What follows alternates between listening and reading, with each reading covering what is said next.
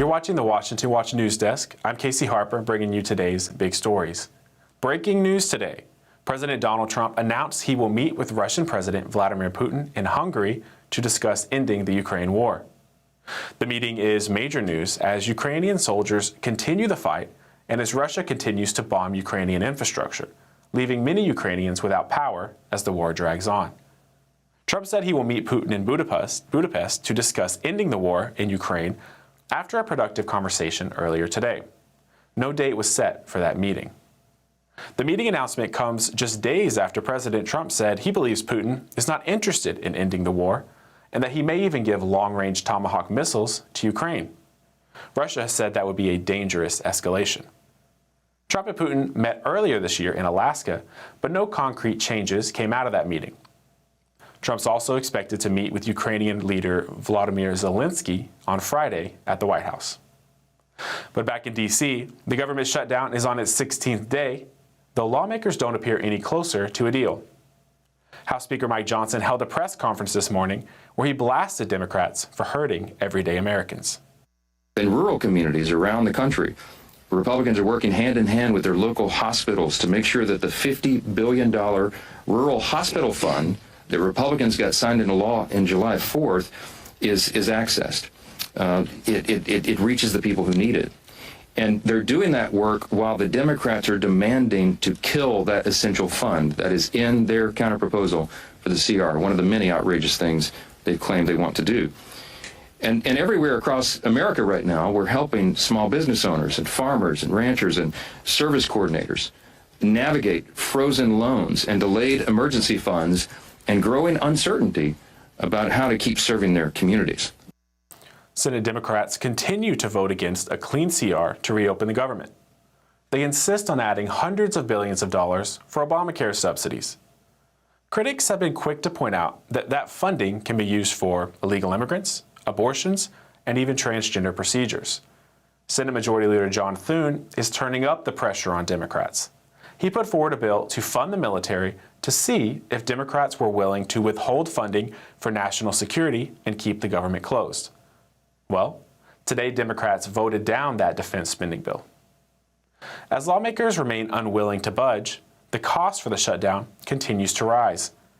The White House has found ways to keep paying the troops and federal law enforcement, at least for now. But other federal workers are not so lucky. They're now missing paychecks as we enter the third week of the shutdown. U.S. Treasury Secretary Scott Bessent said the shutdown is costing the U.S. economy billions of dollars.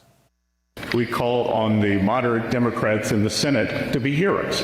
Be heroes. Break away from the hive of radicalism and do something for the American people, because we are starting to cut into the muscle here. We believe that the shutdown may start costing the U.S. economy up to $15 billion a day, and this is a decision the Democrats are making. Heading into the weekend, no deal to reopen the government is in sight. Meanwhile, in the Middle East, a dispute over deceased hostages is threatening to upend the ceasefire between Israel and Hamas. Israel has cut in half the number of aid trucks allowed to enter Gaza until more deceased hostages are returned, per the peace deal. But Hamas says those bodies will be impossible to access without special equipment. They may be buried underneath the rubble. Israel has acknowledged some bodies may be difficult to reach, but says Hamas already has many and is holding them back. In fact, one of the bodies they handed over already turned out to not be a hostage at all. So far, Hamas has handed over 9 of the deceased hostages, with about 20 unaccounted for. Whether the two parties can work out this disagreement and keep the peace deal intact remains to be seen. And those are today's stories. I'm Casey Harper. You can dive deeper with the Washington Stand at washingtonstand.com. Better yet, download the Stand Firm mobile app where you can watch this and other news. Up next is Washington Watch with Tony Perkins, and we're back tomorrow with more stories that matter.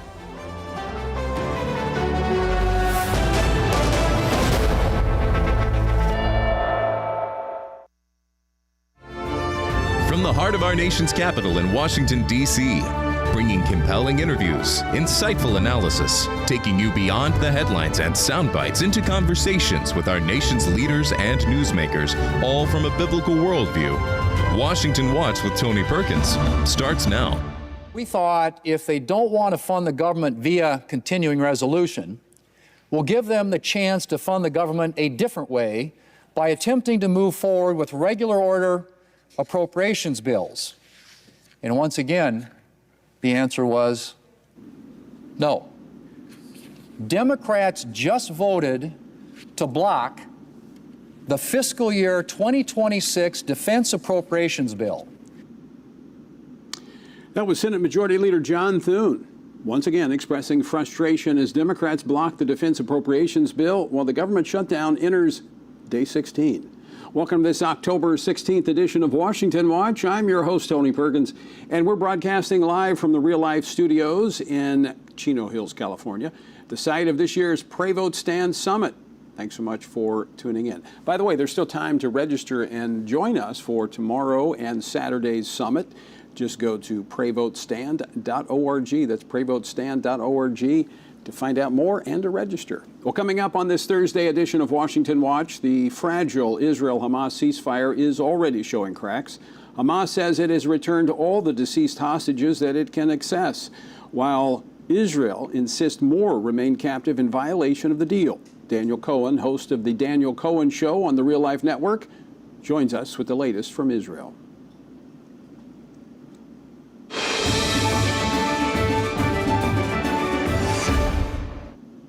Well, the Israeli flags were flown at half-staff today to mark October 7th, Remembrance Day, observed on the Hebrew anniversary of the attack.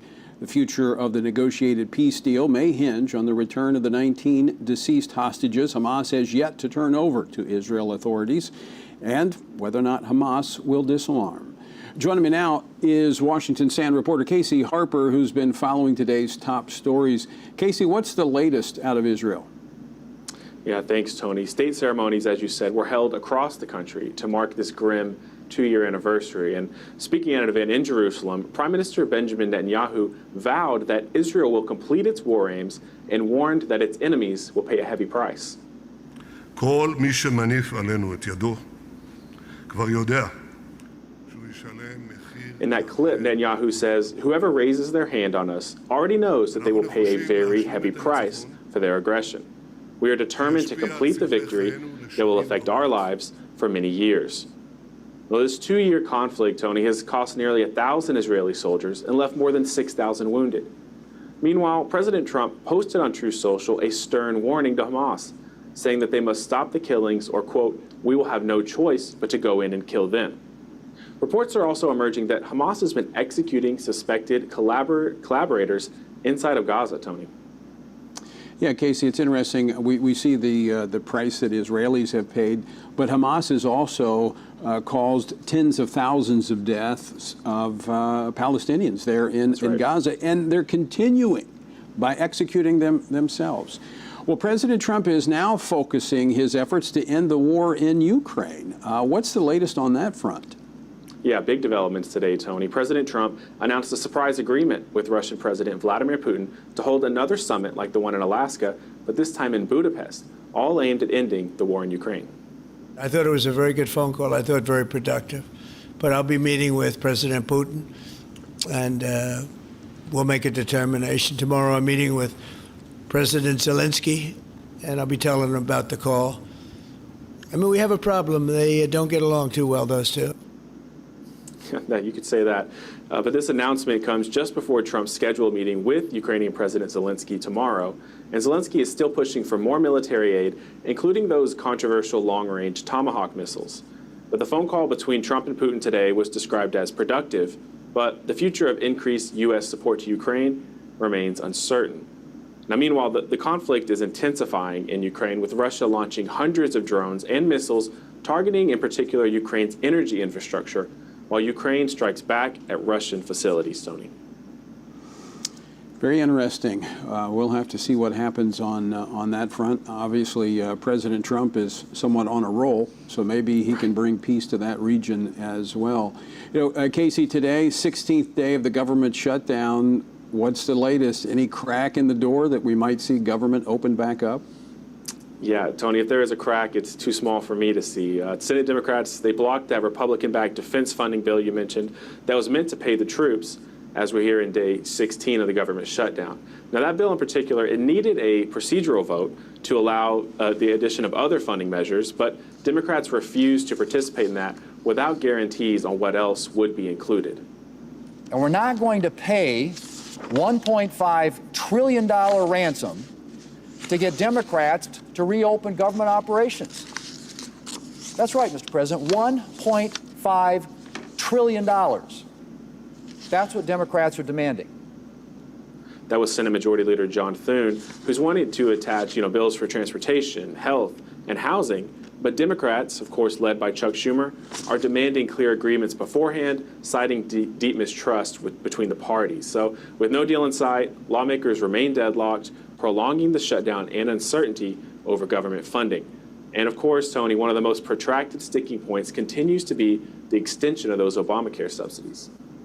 Well, let's talk about that for just a moment, Casey, because that was the $1.5 trillion that Senator Thune was making reference to. Right. These Obamacare subsidies were supposed to be short-term. They were a part of the Inflation Reduction Act, or that passed under the Biden administration, that were in the COVID era, and it was designed to be simply temporary. They're supposed to expire the end of this year, but now they're wanting to extend them. What's behind this when it comes to the Democrats pushing for this? Yeah, so I think, it's the Democrats are looking for a place to take a stand, and they think they found it. And it comes at an interesting time as Senator Josh Hawley has introduced a new bill to stop taxpayer-backed health plans from covering those very things, abortions and gender transition procedures for kids in Obamacare, though many will deny that's even happening. It is, of course. And Hawley's legislation, it would close those loopholes and that still allow coverage in some states with a few exceptions. And Hawley has a message that a lot on the right are echoing, which is it's time to protect kids and uphold Christian values in healthcare.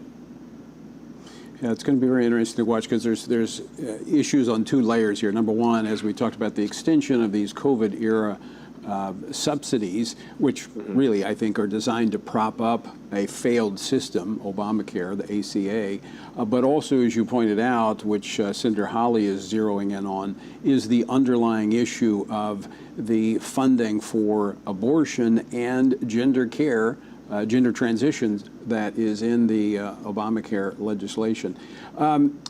Casey, this is obviously a very important issue for the Family Research Council, and we're working to convince Congress to eliminate these subsidies and these underlying programs that fund abortion. Thanks so much, Casey. I'm sure we're going to talk to you a bit later in the program, but thanks so much for bringing us up to date on the headlines for today. All right, folks, again, I want to remind you that coming up this weekend at Calvary Chapel, Chino Hills in Southern California is the Pray Vote Stand Summit. To find out more and to register, you can go to prayvotestand.org.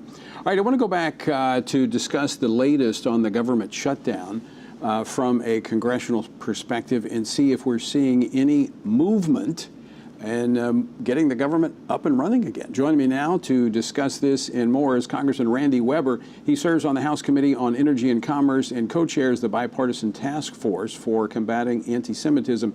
He represents the 14th Congressional District of Texas. Congressman Weber, thanks so much for joining us. Welcome back to Washington Watch.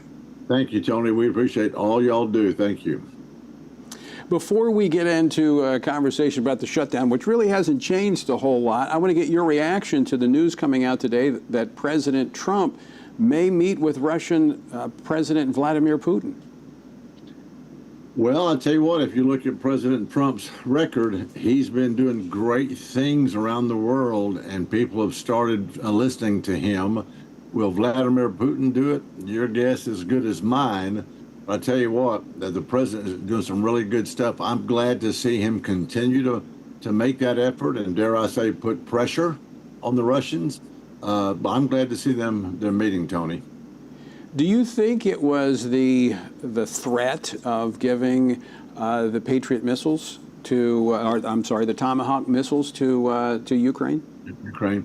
Well, not only that, but of course, the European Union, as you know, and NATO is on board now. And so maybe that will build, maybe that threat added to it so that, Putin would think, hey, this guy is serious. Of course, if he's watching what's going on over the Middle East, he knows that Trump is serious.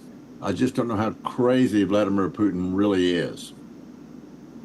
Well, let's turn now to the government shutdown, Randy. What's the latest you're hearing? I mean, earlier today, the Senate Democrats blocked the annual full-year defense appropriations bill. I mean, this is a bipartisan piece of legislation that always passes. What's going on? Tony, well, here's what's going on. Our great president, as we just talked about, is making a lot of changes around the world. People setting up and listening to him, knowing that there's a new sheriff in town. It's not what I call Biden, because I think he's Obama's third term in the office anymore. It's Donald Trump, and he means what he says. So I think what the Democrats are doing is they don't, even though they have voted 3 times in the past for this level of spending, I'm not saying that spending's not out of control, because I got involved when Reagan ran for re-election in '83 as a Republican back then. And we had a saying that there's too much waste, fraud, and abuse, right, coming out of Congress. It's still that way, and now finally to this point we have a chance to make a difference. But the Democrats don't want to do that, Tony, because it would give President Trump more credibility. They don't want him to have the option to sign that bill into law. Also, on where the Democrats have chosen to take a stand over these premium subsidies for Obamacare, which were designed really to prop it up, are they fearful, you think, that it implodes and therefore they have to keep propping it up? I think they are. And remember, too, Tony, I know you've been paying attention. You guys do a really great job. We love Washington Watch. But remember this, too. The Democrats have been saying the Republicans are trying to destroy Medicaid. No, we're not. We're taking out all the people of Medicaid that don't deserve to be on Medicaid, young single male adults of age, of course, that should be out getting a job and not sitting on their you-know-what's at home drawing Medicaid. And then we've got illegals that are drawing Medicaid. These are the ones that we're focused on, and the Democrats can't stand it. Randy, we just have about a little over a minute left. I'm going to turn for a moment to Israel. You've been there recently. Obviously, major developments there this week. But the president telling Hamas, if you don't lay down your arms, if you're killing others, you're going to get killed yourself. How do you see this playing out? Well, let's watch it and see. I'm glad he did. Now, you probably know this. A sniper, a Hamas sniper, was it yesterday, I think? I think it was the day before yesterday. Shot and killed an Israeli soldier, even though that disagreement in principle had been reached on the front end. Still, one of our great Israeli IDFs lost his life because Hamas are killers. And that's the point here. If you read their charter from back in when it was 1984 or 5, I think, they literally say their job is to kill all Jews and destroy the state of Israel. I don't think they can be trusted. I hope and pray we don't have to shed American blood over there, but Israel is our greatest neighbor and ally. And so we'll see what happens, what Hamas does going forward. Yeah, certainly something to continue to pray about. Congressman Randy Weber, always great to see you. Thanks so much for joining us today. Thank you, Tony. Appreciate you guys. All right. And folks, I do want to encourage you to continue to pray. There's a plan in place, but will it hold? There's a long history, and it's spiritual and biblical. We need to be praying into it. All right, don't go away. We're back after this. Tomorrow, like-minded Christ followers from across the country will gather at Calvary Chapel, Chino Hills in Southern California for Family Research Council's Pray, Vote, Stand Summit. If ever there were a time we needed God to move in our nation, it is now. The Pray, Vote, Stand Summit brings together Christian leaders, issue experts, and government officials for a time of prayer, inspiration, and action. A sample of topics include chemical abortion and the future of the pro-life movement, the search for peace as Israel struggles against the world, and how to engage artificial intelligence from a biblical perspective. We encourage you to join us October 17th and 18th for a powerful gathering as we seek cultural renewal and spiritual revival. Register now at PrayVoteStand.org or stream the summit on the Real Life Network and the Stand Firm app. For over 4,000 years, the Jewish people have had legal, historical, and biblical ties to the land of Israel, especially the heartland of Israel, Judea and Samaria, which much of the world still calls the West Bank. To Israelis, Judea and Samaria is far more than a name. It's the center of their ancestral homeland where nearly 80% of the Bible's events took place. Abraham purchased property in Hebron, Jacob in Shechem, Joshua made an altar on Mount Ebal and led the Israelites into a covenant before God. On Mount Gerizim, overlooking Shechem, Jesus talked to the Samaritan woman at the well about worshiping neither on Mount Gerizim nor in Jerusalem, but in spirit and in truth. Judea and Samaria is nearly a quarter of Israel's current landmass, not a small strip of land on the Jordan River, but a vital and strategic part of the nation's identity. The October 7th massacre, launched from Gaza, shattered the illusion that giving away territory brings peace. Gaza, which was once seen as the cornerstone of a two-state solution, became a launchpad for terror. Today, only 21% of Israelis support a Palestinian state. Trust in a two-state solution has all but collapsed.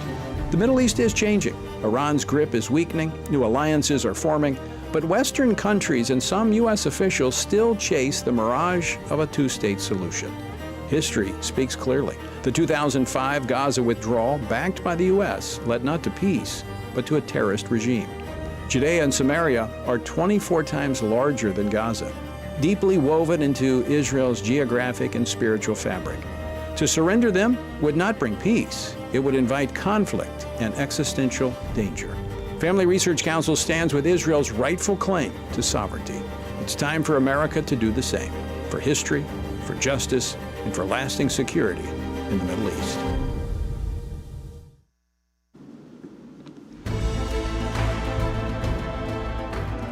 Welcome back to Washington Watch. Thanks so much for joining us here on this Thursday as we broadcast from the studios of Real Life Network in Southern California in preparation for the Pray Vote Stand Summit, which begins tomorrow here at Calvary Chapel, Chino Hills. To find out more, go to prayvotestand.org. That's prayvotestand.org. There's still time to make it. All right. Yesterday, we were talking with Congressman Riley Moore of West Virginia, and we got down to the end of the conversation regarding his call, which coincides with the calls of many others, to have Nigeria declared, designated as a country of particular concern by the Trump administration.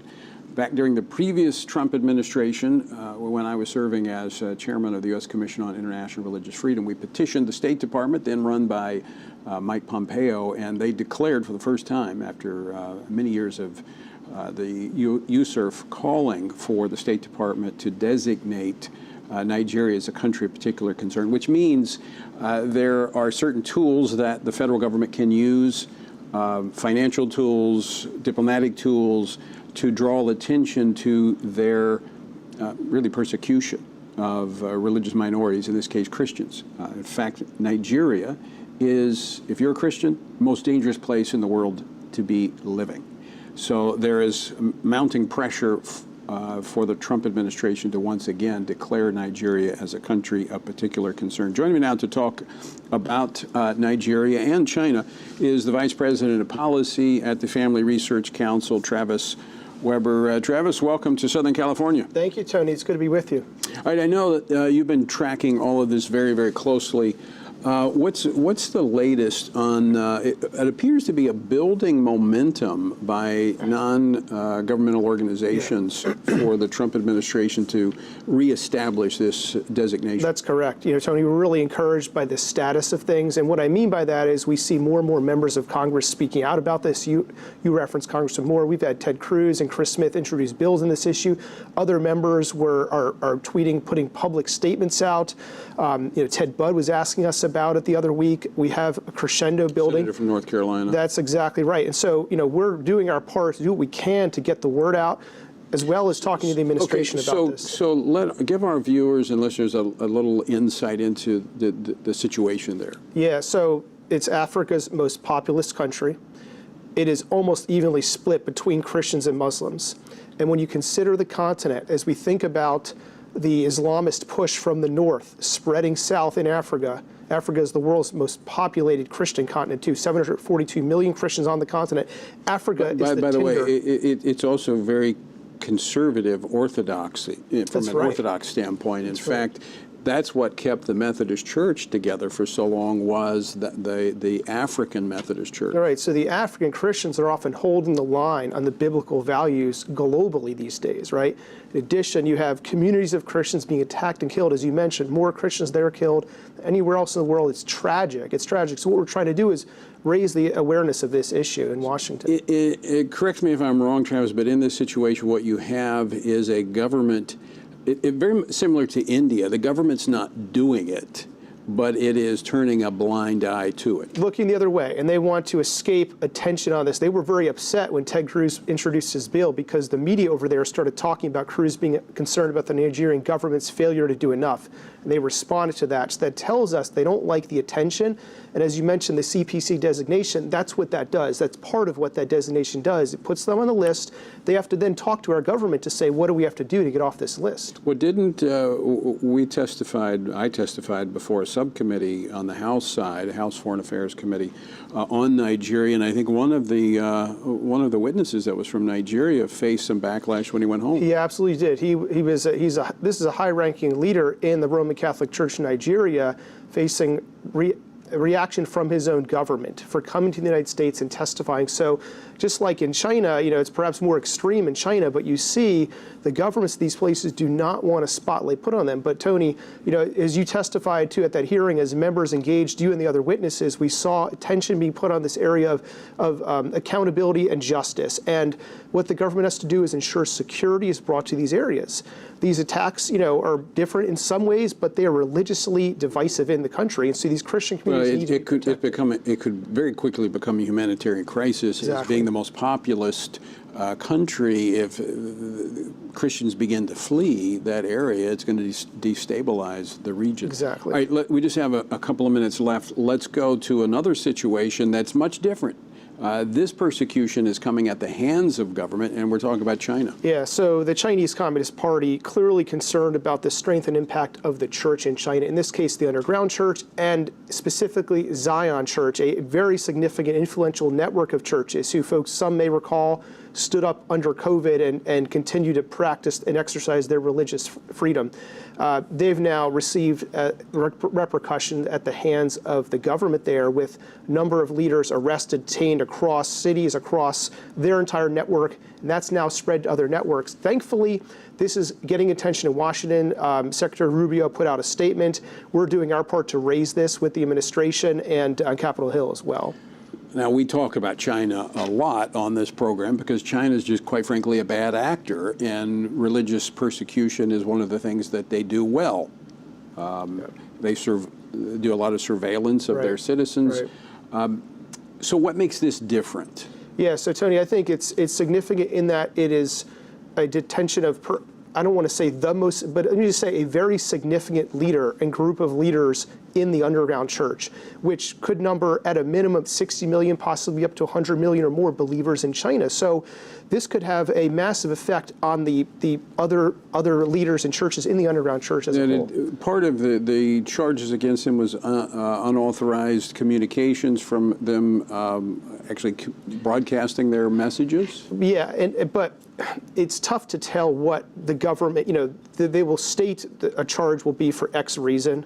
We see something we take for granted here in this country, that you would have your sermons, you would broadcast your Sunday morning service on the web. Right. And it's likely the government knew about what was happening before, but chose now to make their move. And we don't know all the reasons for that, but we see it coming at a time in which the world's attention is focused on the Middle East. Perhaps they're concerned about the rising influence of the church. All right, we just have about 30 seconds left. Is this something we're going to be praying about this weekend at the Pray Vote Stand Summit? Absolutely. We need to pray and call the U.S. Church to intercede on behalf of their brothers and sisters all around the world, Tony, because as you've commented before, the church in a society is the source of blessing for that society as the church makes its voice and its presence known. Yeah, what we prioritize at home, we will promote abroad. Very important. Thank you, Travis, for joining us. All right, coming up, Los Angeles County has declared a state of emergency. But are they looking at what the real emergency is here in California? We're going to discuss that next here on Washington Watch, so don't go away. More straight ahead.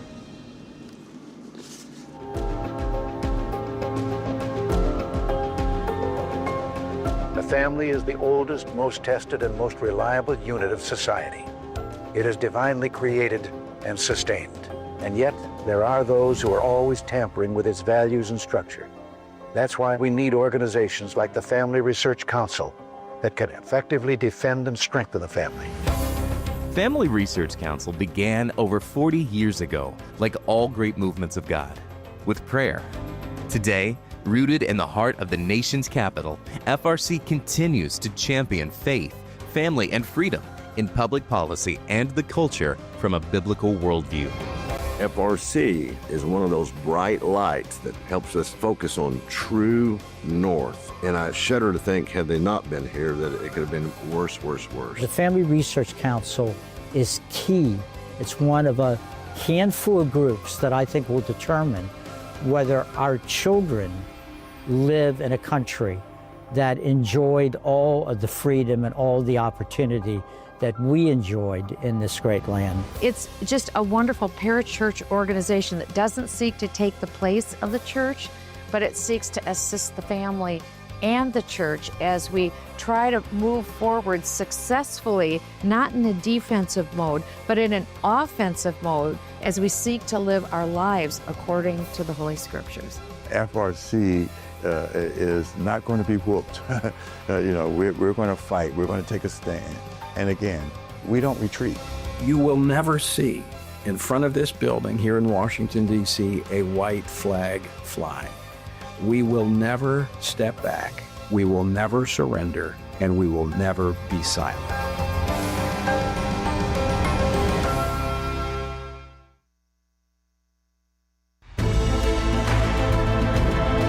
To Washington Watch. Thanks so much for tuning in. Make sure you have the Stand Firm app. Go to the App Store and get the Stand Firm app. As I mentioned, it all starts tomorrow here at Calvary Chapel, Chino Hills. And guess what? The left is all stirred up. And for good reason. Because we're coming together to pray, equip believers to vote biblically, and to stand for truth, no matter what.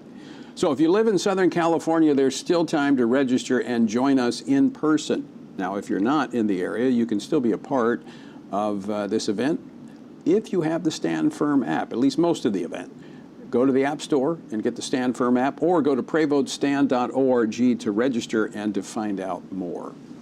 Well, earlier this week, the Los Angeles County Board of Supervisors voted 4-1 to declare a local state of emergency in response to federal immigration enforcement operations in America's most populous county.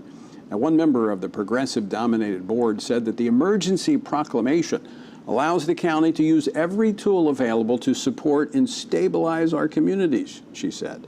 We will not stand by while fear and chaos spread, she went on to say. Well, there is certainly an emergency here in California, but it's not because of immigration enforcement. It's because of the attack on parental rights. Joining me now to discuss this is Jonathan Keller. He is the president and CEO of the California Family Council, which is the family policy council here in California that accomplishes at the state level what the Family Research Council does on the national level. Jonathan, great to see you. Thanks, Tony. Always good to be with you and the listeners. And you're going to be a part of this weekend. I know you guys have been helping us get the word out, so we appreciate that. Absolutely. Appreciate the great work you do here in California. You got a big hill to climb here in California. We do. Let's talk about 495. Yeah, so AB 495 is really, I think, one of the most concerning pieces of legislation that we've seen come out of the Capitol in Sacramento in quite some time. I mean, we always see a little bit of craziness. We have some truly, I think, beyond the pale legislators up there. In this case, actually, this kind of came out of left field, as so much of what happens in Sacramento does. It's a freshman legislator, not one of the usual suspects who has been attacking parental rights for so long. But in this case, they used this really clever Trojan horse. As you mentioned, it deals with immigration. The idea behind this bill, the best case you could make for it is they're trying to pitch it as a way to protect parents and protect children from the dangers of ICE and the dangers of the Trump administration, who are carelessly and heartlessly deporting parents. Right. But in reality, what this is doing is creating a massive loophole for non-parents, for even non-relatives, to go in and potentially take control, take authority away from parents, even start making educational and medical decisions for minor children, not only without parental involvement, but without even parental knowledge or consent. let's say that their motives were pure, that they were, well, I say pure, at least their intentions were what they said they were. Right. To simply address this issue of immigration. This, as you know, Jonathan, having been in the process for a while, there are always unintended consequences, especially when you rush something through like this. So even if the intent was, as they stated, simply to address the issue of children that may be connected to parents being deported. That's right. There are unintended consequences here that they've refused to deal with. That's really the concern, Tony. I mean, again, I think every parent out there would want their own children, if something happened to them, if God forbid, my wife and I were in a car accident, of course we would want our 2 young sons to be placed with the next of kin, our family members. Right. That's not what this is about. This bill is so much broader than this. Despite the fact that they have tried to amend it and revise it in the 11th hour to say, well, this is going to apply to anyone who is deported, detained, or deployed. They're trying to actually, if you can believe it, loop in families in the military and say, well, this is a way to try to protect even children of military families. Again, that's not what this is about at core. We have provisions to do that now. You don't need that. So this could, I mean, this state where you have a governor that promotes gender transition surgeries for minors, advertising nationwide for minors to come here for abortions. Yep. That's the kind of stuff we're potentially talking about. Well, absolutely. And the real concern, again, about this, the caretaker authorization affidavit that we're dealing with here, under the new version of this, it is going to allow a family member, I use scare quotes because the family member authorization includes anybody that is up to a 5th degree of kinship, to be able to come in, sign this, and say, yeah, I'm authorized to make medical or educational decisions for this child. It does not require an attorney to... No notarization, not even a parental signature. And Tony, I want to say, you know this as a former legislator and being in D.C. for so long, one of the really insidious bait and switch they did on this. Some people might see the news reports that said, well, no, they removed the section that says no parental signature is required. That's true, but they did not insert a section that says a parental signature is required. So it's this very clever, again, Trojan horse to make it seem like they're protecting parents, but it's a real danger. But it's now law. Governor Newsom signed it, yeah. And this is something that is going to immediately start to affect families. And I would strongly encourage everybody, you guys have done yeoman's work on this, and we've been able to, of course, partner with Pastor Jack and the folks here at Calvary Chapel Chino Hills. I encourage all parents to revise their existing caretaking arrangements. I encourage you to go look at your emergency contact list if your kids are in public school. Make sure that it is clear in writing. You, your spouse, your family, only people you designate should be authorized to make any decisions for your child. By the way, we're going to be talking about that this weekend here at the Pray Vote Stand Summit. So we need to encourage people to come and be a part of that, find out what they can do to protect their children. But the other aspect is this, what happens in California, unfortunately, doesn't always stay here. 100%. This is coming to a blue state near you. That's right. Jonathan Keller, thanks so much for joining us. Look forward to having you here this weekend. Thanks. All right, folks, you heard it. Man, we got to be prepared. So I hope you will join us for the Pray Vote Stand Summit here at Calvary Chapel, Chino Hills. All right, don't go away. We're coming back. Daniel Cohen joins me here on Washington Watch right after the break. In the beginning was the Word, and the Word was with God, and the Word was God, and the Word became flesh and dwelt among us, and we have seen his glory. Family Research Council invites you to join our Stand on the Word Bible reading plan as we reflect upon the life of Jesus, the Word who dwelt among us. Come with us and discover the glory of the Word. Read the Gospels and witness the life-changing story of Jesus, his life, death, and resurrection. Come read how Jesus transformed the lives of common people and how those same people transformed the known world through the power of the Holy Spirit. Come with us for 10 to 15 minutes a day and read the entire New Testament before the new year. Find our Bible reading plan and daily devotionals from Tony Perkins at frc.org/Bible. Join us and stand on the Word. 3 years ago, the Supreme Court issued its historic Dobbs decision, a ruling that overturned Roe v. Wade, which for nearly 50 years imposed abortion on demand, silencing voters and bypassing the democratic process across the country. The Dobbs decision was a huge step forward against abortion, but it didn't outright ban it. It returned the power to the people. Now, 29 states have laws on the books protecting life. However, there's a catch. Abortion numbers since Dobbs have actually gone up, with an increase of 12% since 2020, climbing from 930,000 to over 1 million in each of the most recent years. So how can this be? The answer is simple: the abortion drug. Today, over 60% of U.S. abortions involve abortion drugs, many of these without medical oversight. In 2021, the Biden administration quietly removed bare minimum long-standing safety protocols for the abortion drug that have existed for 20 years to protect women from life-threatening risks and ensuring informed consent. The Biden DOJ then declared that they would not enforce the Comstock Act, which prevents the mailing of anything that causes an abortion. This is not only illegal, but also dangerous. A study shows nearly 11% of women who take the abortion drug end up in the emergency room with serious complications. Unless the Trump administration reverses these reckless Biden-era policies, pro-life laws will remain largely symbolic. Without a full review and repeal of mifepristone, unborn lives will remain in grave danger, and pregnant mothers will remain at risk. Let's stand for life and end this mail-order abortion drug pipeline. Sign the petition urging the Trump administration to take action at frc.org/stopchemicalabortion.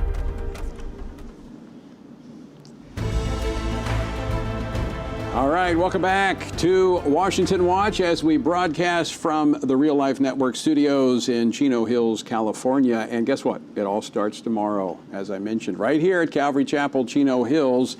And the left is stirred up. In fact, the Southern Poverty Law Center, the Southern Impoverished Law Center, I should say, putting out notifications that we're gathering here.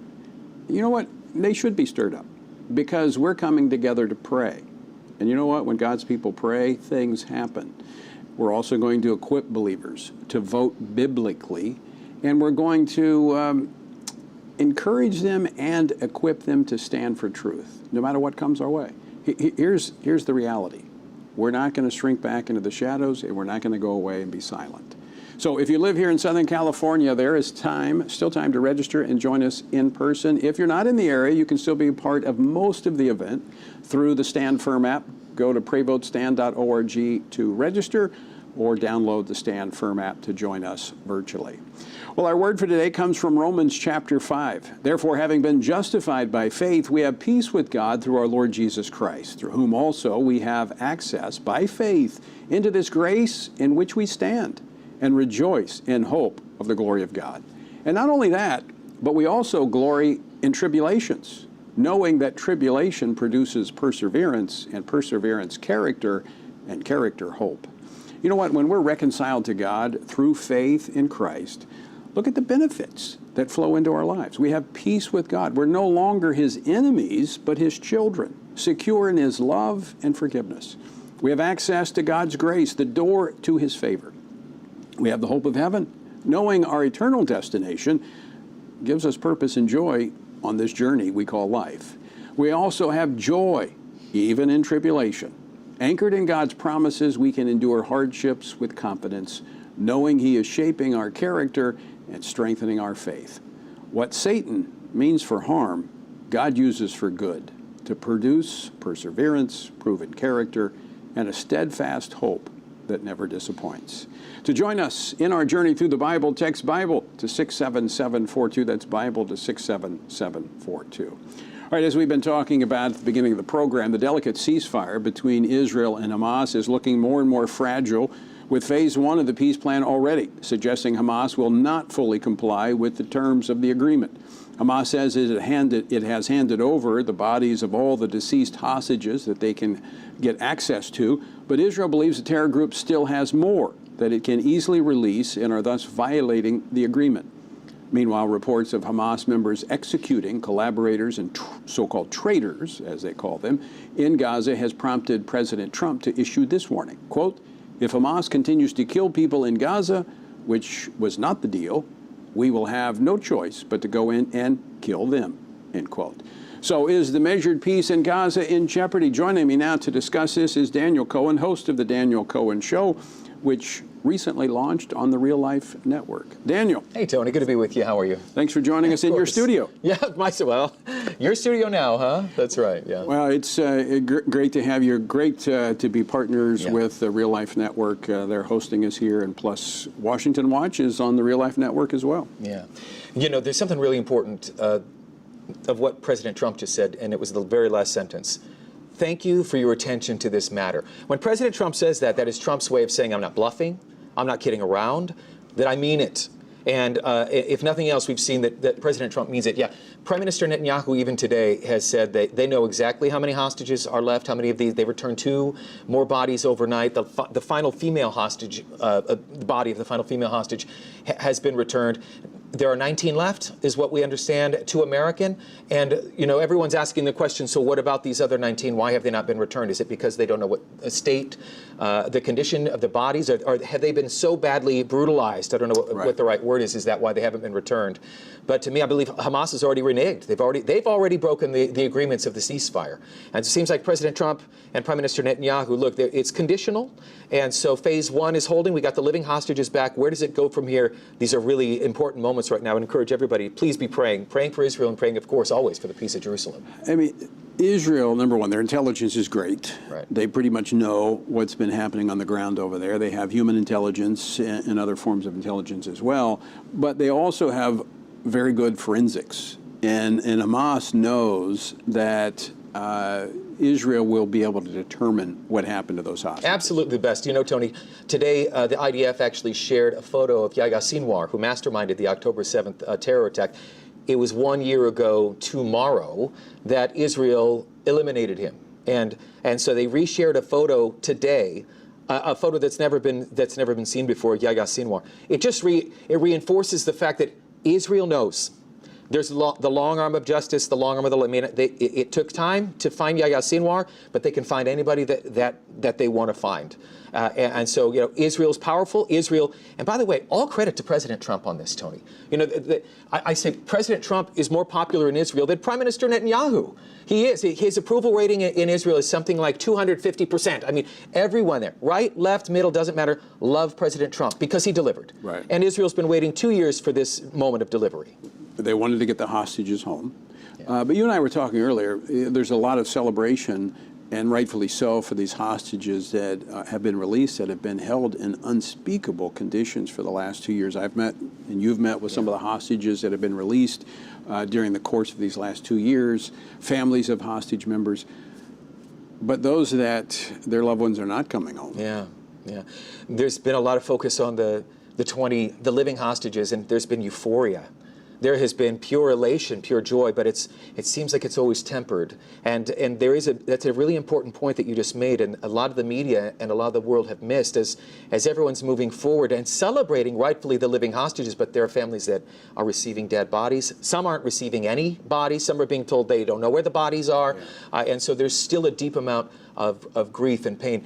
Israel is still a nation in trauma, and it's not the kind of pain that is going to be healed overnight or even in a few weeks. It's going to take months, but at least I feel like we're on the road, but we shouldn't forget about the dead hostages and those families. Yes. I would also say in the Jewish tradition, the burial of someone is more, I don't want to say more significant, but it's a lot more is placed on it in the Jewish tradition than here in the United States. Yeah, I mean, in Israel, we celebrate life. Am Yisrael Chai. Israel, the nation of Israel lives. That's what Am Yisrael Chai means.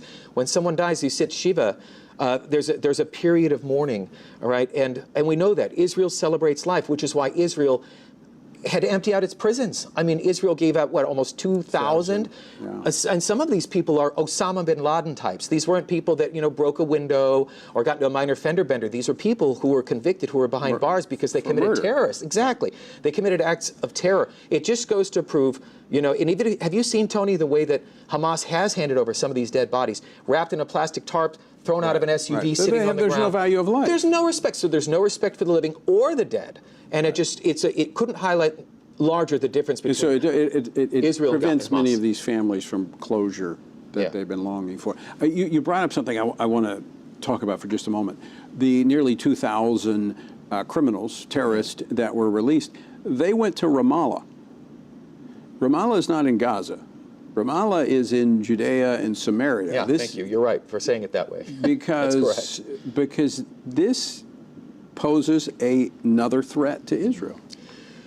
Yes, there was a terror attack. They're ongoing, and they happen so often they don't get reported in the Western media every day. There was a shooting outside of Modi'in, 2 guys on a motorcycle, and it was less than 24 hours since Israel released those emptied out their prisons. And so, you know, it didn't take long. I don't know if those events are connected. I don't know if they're feeling more emboldened. But look, Hamas has been weakened. Hezbollah has been weakened. Iran, they've all been weakened. Everybody who's gone to war with Israel, I should tell everybody in case they don't know this, Israel has never attacked an Arab neighbor. Did you know that? Yeah. Since 1948, when Israel was reconstituted, Israel makes up 0.4% of the Middle East. Israel has only ever responded after being attacked. And by the way, the attack that took place when Israel took out the Iranian nuclear facilities in June, that wasn't Israel going on the offensive. That was Israel responding to October 7th and responding. Israel's mighty, and it's because it's God's covenant nation. When will they learn, right? Like, when will they learn?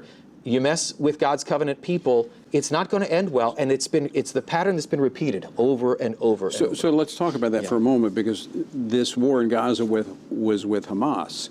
These terrorists have been released into Judea and Samaria, which is under Palestinian control, the Palestinian Authority.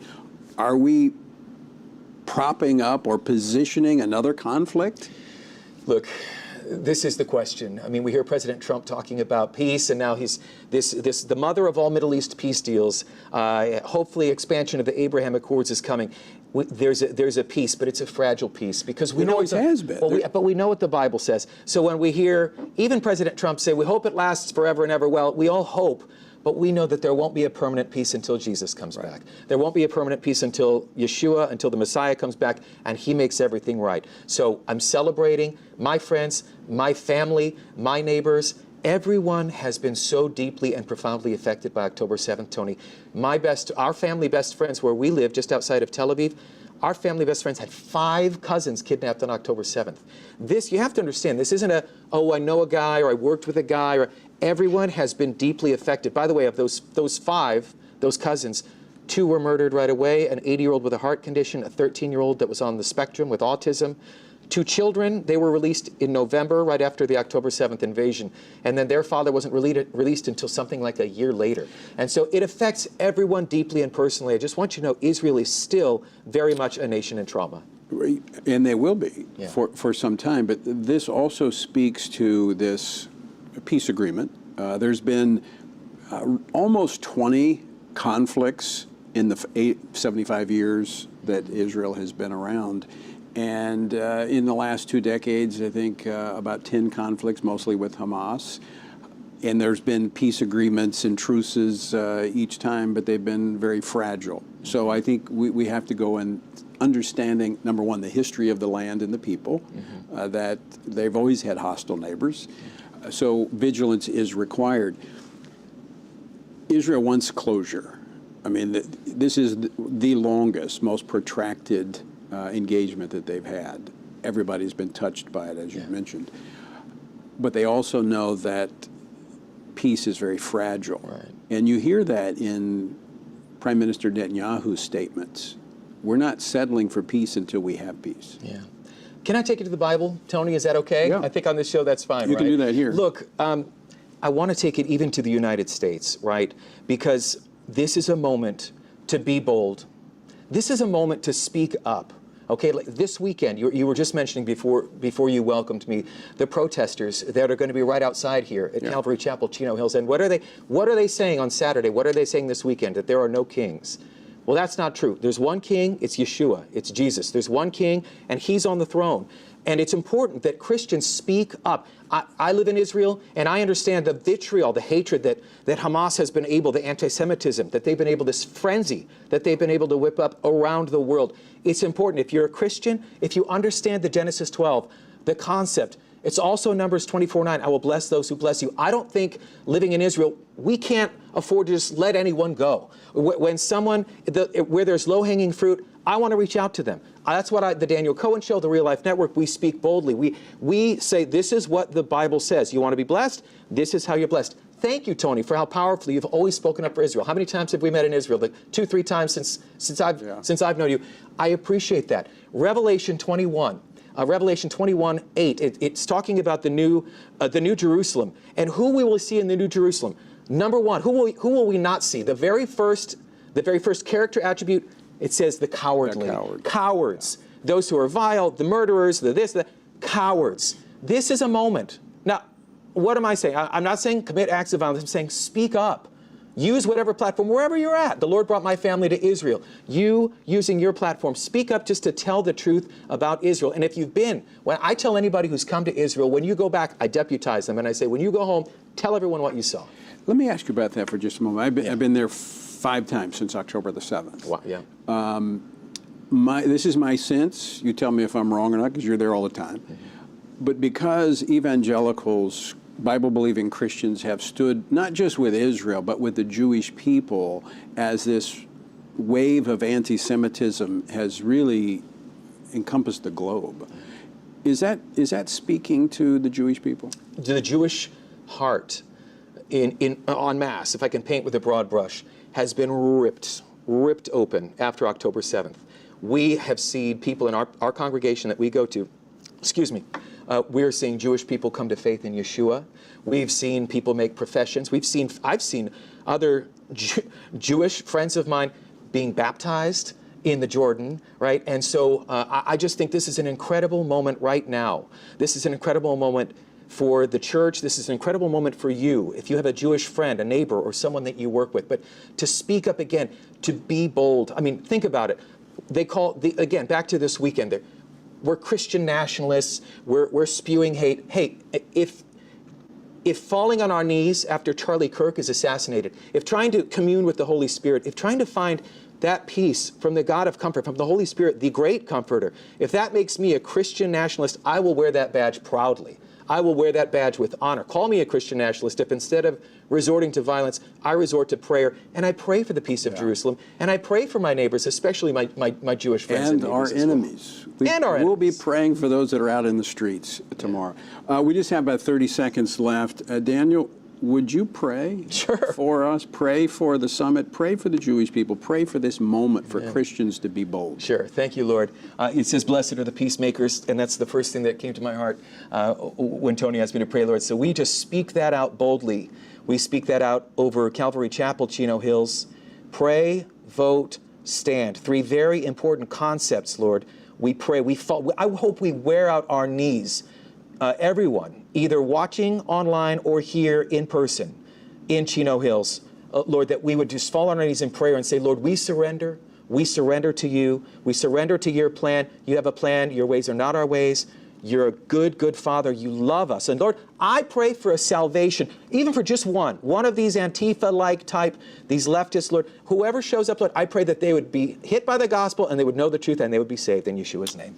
Thank you, Daniel. Folks, thanks for joining us. PrayVoteStand.org. Washington Watch with Tony Perkins is brought to you by Family Research Council. To support our efforts to advance faith, family, and freedom, please text GIVE to 67742. That's GIVE to 67742. Portions of the show discussing candidates are brought to you by Family Research Council Action.